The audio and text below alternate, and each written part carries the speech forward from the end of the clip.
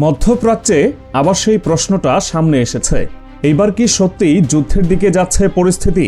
কারণ গত কয়েক ঘন্টায় এমন কিছু ঘটনা ঘটেছে যেগুলো আলাদা আলাদা মনে হলেও একসাথে পড়লে একটা পরিষ্কার ছবি সামনে আসে। যুক্তরাষ্ট্র ও ইসরায়েল ইরানকে চাপে ফেলতে বিমানবাহী রণতরী পাঠিয়েছে, যা এখন ইরানের ঘাড়ে নিঃশ্বাস ফেলছে। একই সময়ে আরব আমিরাত স্পষ্ট করে জানিয়ে দিচ্ছে, ইরানের বিরুদ্ধে কোনো হামলায় যুক্তরাষ্ট্রকে তাদের আকাশ, ভূমি বা জলসীমা ব্যবহার করতে দেবে না। ঠিক এই উত্তেজনার মধ্যেই এবার ইরানের পক্ষে সরাসরি যুদ্ধের মাঠে নামার ঘোষণা দুই দেশ থেকে। আর এই ফাঁকটাতেই সামনে আসছে আরেকটি বাস্তবতা। ইরানের ড্রোন ঝাঁক ও আঞ্চলিক সামরিক প্রস্তুতি এখন এমন জায়গায় পৌঁছেছে যা শুধু হুমকি নয়, সরাসরি যুদ্ধের সমীকরণ বদলে দিতে পারে। চমকটা ঠিক এখানেই, যেখানে একদিকে ওয়াশিংটন ও তেল আবিব দ্রুত ও শক্ত হামলার কথা বলছে, অন্যদিকে অঞ্চলটির মার্কিন গুরুত্বপূর্ণ মিত্র দেশগুলো সেই যুদ্ধ থেকে দূরে সরে যাচ্ছে। আর ইরান এই পুরো পরিস্থিতিতে নিজেকে শুধু প্রতিরক্ষায় নয়, বরং প্রস্তুত পক্ষ হিসেবেই দাঁড় করাচ্ছে।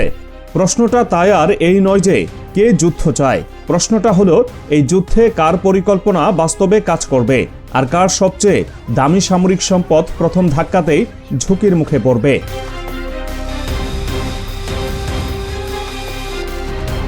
যুক্তরাষ্ট্র ও ইসরায়েলের এই সামরিক তৎপরতা শুধু কথার মধ্যেই সীমাবদ্ধ নেই, বাস্তবেই মধ্যপ্রাচ্যে জলসীমায় দ্রুত প্রবেশ করেছে মার্কিন নৌবহর।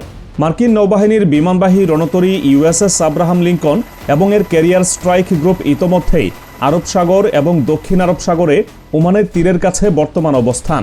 আপাতত বহরটি স্থির অবস্থায় রয়েছে।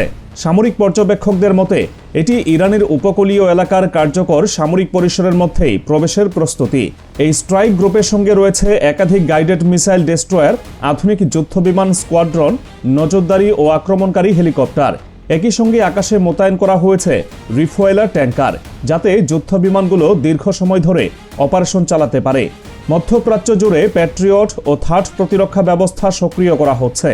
সব মিলিয়ে এটি একটি পূর্ণাঙ্গ সামরিক প্রস্তুতির চিত্র।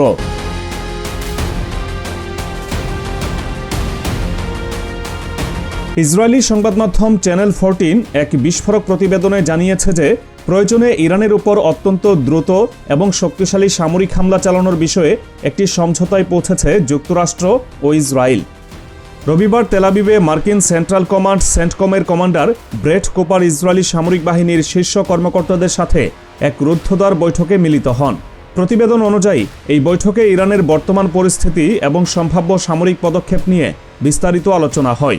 বৈঠকে মার্কিন কর্মকর্তারা জানিয়েছেন, ইরানের বিরুদ্ধে পূর্ণ প্রস্তুতি নিতে কিছুটা সময়ের প্রয়োজন হলেও ওয়াশিংটন যে কোনো বিশেষ ও সুনির্দিষ্ট লক্ষ্যবস্তুতে তাৎক্ষণিক ব্যবস্থা নিতে সর্বদা প্রস্তুত। কমান্ডারের বরাত দিয়ে জানানো হয়েছে, যুক্তরাষ্ট্রের পরিকল্পনা মূলত একটি দ্রুত, আকস্মিক এবং নিখুঁত অপারেশনের উপর ভিত্তি করে সাজানো হয়েছে। মার্কিন কর্মকর্তারা মনে করেন, ইরানের বর্তমান শাসন ব্যবস্থায় পরিবর্তন আনা এখন সময়ের দাবি।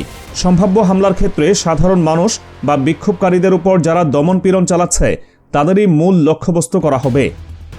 কিন্তু এখানেই গল্পটা একমুখী থাকে না। এই সামরিক প্রস্তুতির মধ্যেই পাল্টা হুঙ্কার দিয়েছে ইরানের প্রক্সি বাহিনীগুলো। খামেনির জন্য যুদ্ধের প্রস্তুতি সেরে ফেলেছে ইয়েমেনের হুথি ও ইরাকের প্রতিরোধ ফ্রন্ট কাতাইফ হিজবুল্লাহ। ইরানের উপর মার্কিন চাপের পাল্টা জবাব হিসেবে ইয়েমেনের ইরানপন্থী হুথি বিদ্রোহীরা লোহিত সাগরে নতুন করে হামলার হুমকি দিয়েছে। সোমবার হুতিদের প্রকাশিত একটি সংক্ষিপ্ত ভিডিওতে জ্বলন্ত জাহাজের ছবির উপর ক্যাপশন দেওয়া হয়েছে, সুন, অর্থাৎ শীঘ্রই। গাজা যুদ্ধকে কেন্দ্র করে হুথিরা এর আগে 100টিরও বেশি জাহাজে হামলা চালিয়েছিল। দীর্ঘ বিরতির পর বর্তমান উত্তেজনার মধ্যে তারা পুনরায় হামলার সংকেত দেওয়ায় লোহিত সাগরের আন্তর্জাতিক জাহাজ চলাচল রুটে নতুন করে আতঙ্ক ছড়িয়ে পড়েছে। এদিকে ইরাকের শক্তিশালী সশস্ত্র গোষ্ঠী হিজবুল্লাহ ব্রিগেডস বা কাতাইফ হিজবুল্লাহ তাদের সমর্থকদের ইরানের সমর্থনে একটি সর্বাত্মক যুদ্ধের জন্য প্রস্তুত থাকতে বলেছে। সোমবার বাগদাদ থেকে দেওয়া এক বিবৃতিতে গোষ্ঠীটি জানায়, ইরানের উপর যে কোনো হামলা পুরো অঞ্চলের নিরাপত্তা মানচিত্র বদলে দেবে। মার্কিন ঘাঁটিগুলো তাদের ক্ষেপণাস্ত্র ও ড্রোনের আওতার বাইরে নয়। এতে আরও বলা হয়েছে, 2025 সালের জুন মাসে ইসরায়েল ইরান সংঘাতের সময় তারা নিরপেক্ষ থাকলেও এবার তারা সরাসরি হস্তক্ষেপ করবে। ঠিক এমন যুদ্ধের উত্তেজনার মধ্যেই মধ্যপ্রাচ্যের একটি গুরুত্বপূর্ণ দেশ সংযুক্ত আরব আমিরাত সম্পূর্ণ ভিন্ন বার্তা দিয়েছে। ইরানের মিসাইল হামলার ভয়ে আরব আমিরাত আনুষ্ঠানিকভাবে জানিয়ে দিয়েছে ইরানের বিরুদ্ধে সামরিক হামলার জন্য তারা নিজেদের আকাশসীমা, ভূখণ্ড বা জলসীমা যুক্তরাষ্ট্রকে ব্যবহার করতে দেবে না। শুধু তাই নয়, কোনো ধরনের লজিস্টিক বা কৌশলগত সহায়তাও তারা দেবে না। এই ঘোষণার গুরুত্ব এখানেই, কারণ আমিরাতের ভূখণ্ডে রয়েছে গুরুত্বপূর্ণ মার্কিন সামরিক ঘাঁটি, যেমন আল ধাফরা এয়ারবেস। এই ঘাঁটি ব্যবহার না করতে দিলে যুক্তরাষ্ট্রের অপারেশনাল সুবিধা সরাসরি সীমিত হয়ে যায়। বিশেষজ্ঞদের মতে এটি যুদ্ধের ঝুঁকি কমানোর একটি কৌশলগত পদক্ষেপ হলেও একই সঙ্গে এটি যুক্তরাষ্ট্র ইসরায়েলের পরিকল্পনায় বড় একটি ফাঁক তৈরি করছে। আরব আমিরাত পরিষ্কারভাবে বলেছে, বর্তমান সংকটের সমাধান যুদ্ধ নয়, বরং সংলাপ ও উত্তেজনা প্রশমন। এই অবস্থান মধ্যপ্রাচ্যের অন্যান্য দেশগুলোকেও নতুন করে ভাবতে বাধ্য করছে। এর আগে ইরান মধ্যপ্রাচ্যের দেশগুলোর উদ্দেশ্যে সতর্কবার্তা জারি করেছিল, যেখানে বলা হয়েছে যে কোনো দেশ যদি যুক্তরাষ্ট্রের হামলায় তাদের ভূখণ্ড ব্যবহার করতে দেয়, তাহলে তারাও হামলার লক্ষ্য হতে পারে। বিশেষভাবে এই সতর্কবার্তায় কাতার এবং সংযুক্ত আরব আমিরাত ইউএইকে উল্লেখ করা হয়েছে। ঠিকের প্রতিক্রিয়ায় আরব আমিরাত ঘোষণা দেয় তারা যুক্তরাষ্ট্রকে তাদের ভূখণ্ড ব্যবহার করতে দেবে না। এখন জর্ডানের দিকে শঙ্কা বাড়ছে। চলমান সংঘাতের মধ্যে জর্ডান সরাসরি সমস্যার কেন্দ্রে পড়তে পারে বলে মনে করছেন সামরিক বিশ্লেষকরা।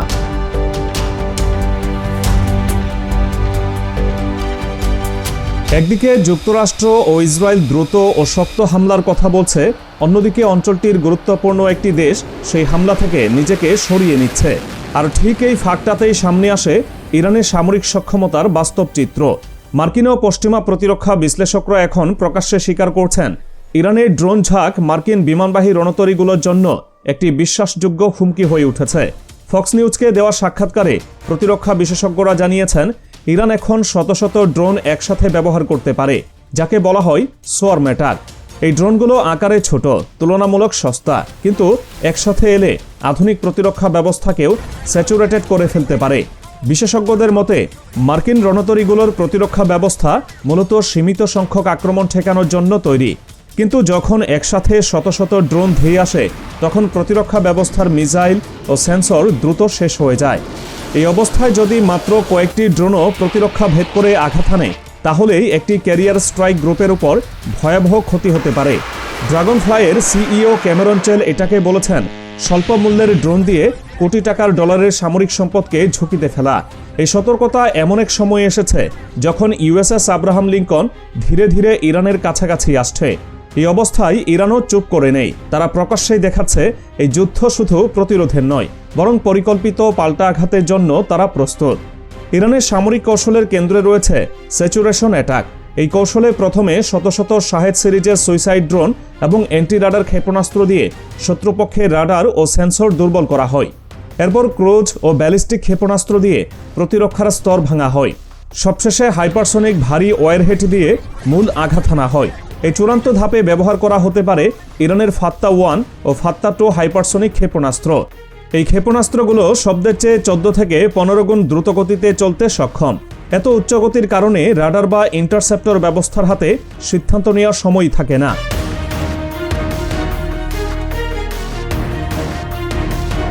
2025 সালের জুনে ইরান সফলভাবে 2 টন ওয়ারহেড বহনকারী ক্ষেপণাস্ত্রের পরীক্ষা চালিয়েছে।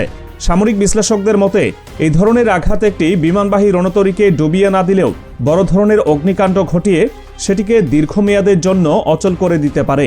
এই নৌ কৌশলকে আরও শক্তিশালী করতে ইরান তাদের আঞ্চলিক জলসীমায় মোতায়েন করেছে শহীদ সুলাইমানি স্ট্রেলথ করভেট। আকারে ছোট হলেও এই জাহাজগুলোতে সংযোজিত রয়েছে দীর্ঘপাল্লার জাহাজ বিধ্বংসী ব্যালিস্টিক ক্ষেপণাস্ত্র আবু মাহাদি। এই করভেটগুলো ক্যারিয়ার স্ট্রাইক গ্রুপের জন্য নীরব কিন্তু মারাত্মক হুমকি তৈরি করে। এই পুরো পরিস্থিতিতে এখন আর যুদ্ধের প্রশ্নটা হবে কিনাতে আটকে নেই। প্রশ্নটা চলে এসেছে, যুদ্ধ শুরু হলে কার কৌশল বাস্তবে কাজ করবে আর কে প্রথম ধাক্কাতেই নিজের সবচেয়ে দামি সামরিক সম্পদকে ঝুঁকির মুখে ফেলবে।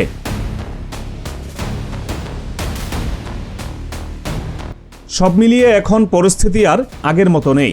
এটা আর কেবল কূটনৈতিক চাপ বা শক্তি প্রদর্শনের গল্প নয়।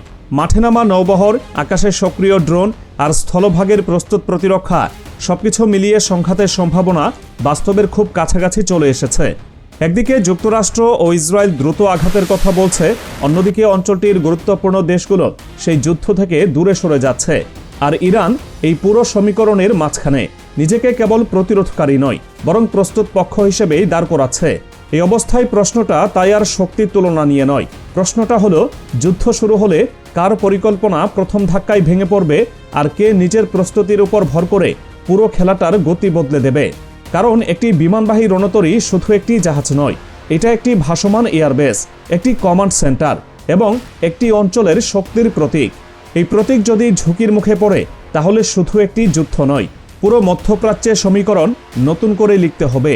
এই উত্তেজনা কি শেষ পর্যন্ত আলোচনার টেবিলে থামবে, নাকি ইতিহাসের পাতায় আরেকটি অধ্যায় যোগ হবে যেখানে দেখা যাবে একটি ভুল হিসাব কিভাবে পুরো যুদ্ধের চিত্র বদলে দিয়েছিল? আর এই গল্পের পরের অধ্যায় ঠিক কোথায় লেখা হবে তা এখনও কেউ নিশ্চিত করে বলতে পারছে না।